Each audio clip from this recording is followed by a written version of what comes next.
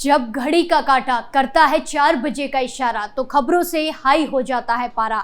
क्योंकि 4 बजे हम चक्रव्यूह के साथ आपके सामने पेश होते हैं। नमस्कार, कैपिटल टीवी उत्तर प्रदेश में आपका स्वागत है और मैं आपके साथ प्रिया बिस्ट। आज चक्रव्यूह में सबसे पहले बात होगी यूपी विधानसभा के मॉनसून सत्र की। दूसरी खबर दिल्ली बेसमेंट हादसे से जुड़ी है। तीसरी खबर योगी के 2 जवानों पर हुए तगड़े एक्शन की और आखिर में बात एक मौलाना के अजीबोगरीब फैसले की। तो चलिए शुरू करते हैं। पहली खबर में बात यूपी विधानसभा के मॉनसून सत्र की, जहां सीएम योगी और सपा के नेता शिवपाल यादव ने एक दूसरे पर तंज कसा कि सदन ठहाकों से गूंज उठा। सीएम योगी और शिवपाल ने भले ही मजाकिया लिहाजे में तंज कसा हो, लेकिन दोनों ने एक दूसरे की दुखती रग पर हाथ रख दिया।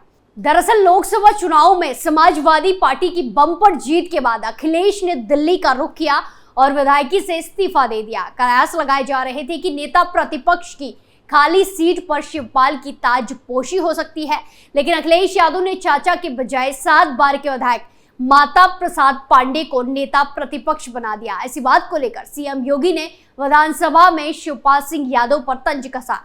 प्रश्नोत्तर काल के दौरान जैसे ही नेता प्रतिपक्ष माता प्रसाद पांडे प्रश्न पूछने के लिए सदन में खड़े हुए तो सीएम योगी ने कहा कि आपके चयन के लिए मैं आपको बधाई देता हूं।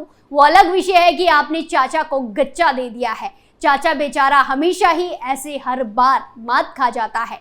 उनकी नियति ही ऐसी है, क्योंकि भतीजा हमेशा भयभीत रहता है, लेकिन आप सदन में वरिष्ठ सदस्य है। योगी के इस बयान पर पूरा सदन ठहाकों से गूंज उठा। वहीं सीएम योगी के बयान पर पहले तो माता प्रसाद पांडे ने शिवपाल को किसी प्रकार का गच्चा न दिए जाने की बात कही। फिर शिवपाल यादव ने सीएम योगी पर पलटवार करते हुए कहा कि हमें कोई गच्चा नहीं मिला, हम पहले पीछे बैठते थे। उसके बाद इशारों में बताया कि आगे आया, फिर ये भी कहा कि अब नेता प्रतिपक्ष की कुर्सी के बगल में आ गया, तो गच्चा तो हमें नहीं मिला। हम तो 3 साल तक आपके संपर्क में रहे, तो गच्चा तो आपने भी हमें दिया है। 2027 के चुनाव में हम लोग उधर बैठेंगे और आपके डिप्टी सीएम आपको गच्चा देंगे। इसके बाद पूरा सदन ही हंसी में डूब गया और सीएम योगी भी ठहाके लगाकर हंसते नजर आए। सीएम योगी ने की तरह ही शिवपाल यादव ने अपने इस बयान से सीएम योगी की दुखती रग पर हाथ रखा।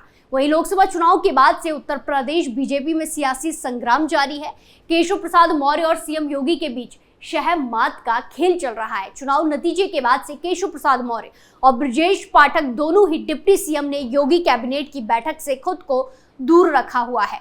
बीजेपी कार्य समिति की बैठक में सीएम योगी ने अति आत्मविश्वास को बीजेपी का हार का कारण बताया, तो केशव प्रसाद मौर्य ने सरकार से बड़ा संगठन बताकर अपना सियासी दांव चला। इतना ही नहीं, केशव प्रसाद मौर्य ने संविदा और आउटसोर्सिंग के जरिए होने वाली भर्तियों का आंकड़ा मांगकर सीधे योगी सरकार के खिलाफ मोर्चा खोल दिया। खबरों में आगे बढ़ते हैं। दिल्ली बेसमेंट हादसे के बाद अवैध कोचिंग सेंटरों पर कार्रवाई जारी है और ये कार्रवाई केवल दिल्ली तक ही सीमित नहीं है, बल्कि उत्तर प्रदेश, मध्य प्रदेश और राजस्थान में भी चल रही है। दरअसल बीते शनिवार को दिल्ली के ओल्ड राजेंद्र नगर में एक आईएएस कोचिंग सेंटर के बेसमेंट में पानी भरने से 3 छात्रों की मौत हो गई थी।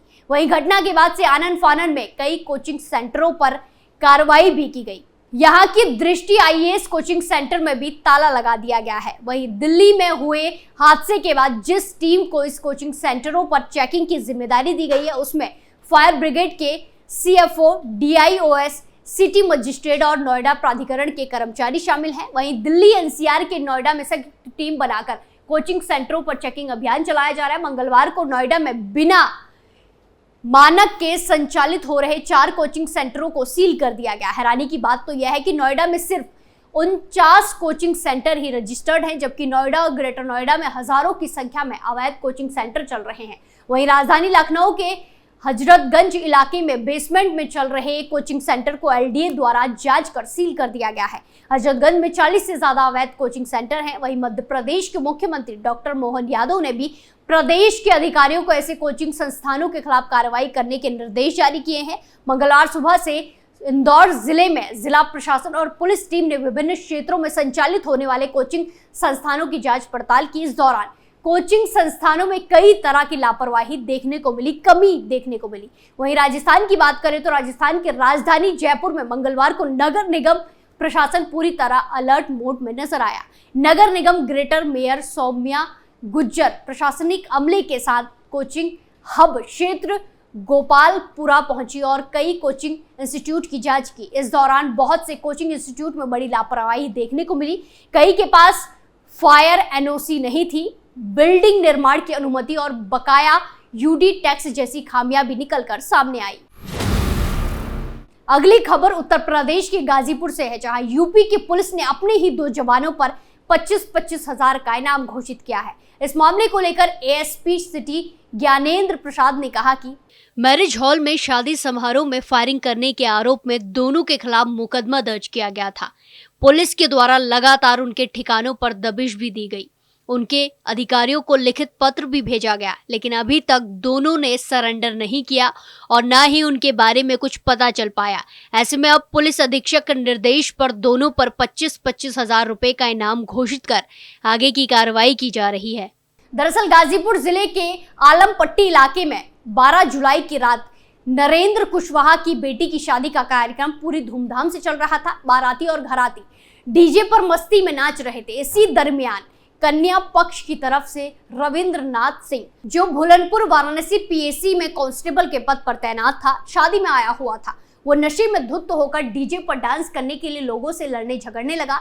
परिवार के ही कुछ लोगों ने उसे मैरिज हॉल के एक कमरे में बंद कर दिया, लेकिन कुछ देर बाद वो किसी तरह से मैरिज हॉल से निकलकर चला गया और करीब 1 से 2 घंटे बाद अपने साथियों के साथ मैरिज हॉल आ पहुंचा। उस समय बारात की द्वार पूजा का कार्यक्रम चल रहा था। नशे में धुत रविंद्रनाथ सिंह और अरविंद सिंह यादव बारातियों को निशाना बनाकर गोली चलाने लगे। इस दौरान बारातियों ने दोनों को पकड़ लिया, लेकिन वो फायर करते रहे और लोग इधर उधर भागते रहे। इनके गोली चलने से करीब 6 लोग घायल हो गए, जिन्हें इलाज के लिए जिला अस्पताल गाजीपुर और बाद में ट्रॉमा सेंटर वाराणसी को भेज दिया गया। इस मामले में पुलिस ने कार्रवाई करते हुए दोनों के खिलाफ नामजद और कुछ अज्ञात के खिलाफ मुकदमा दर्ज किया है।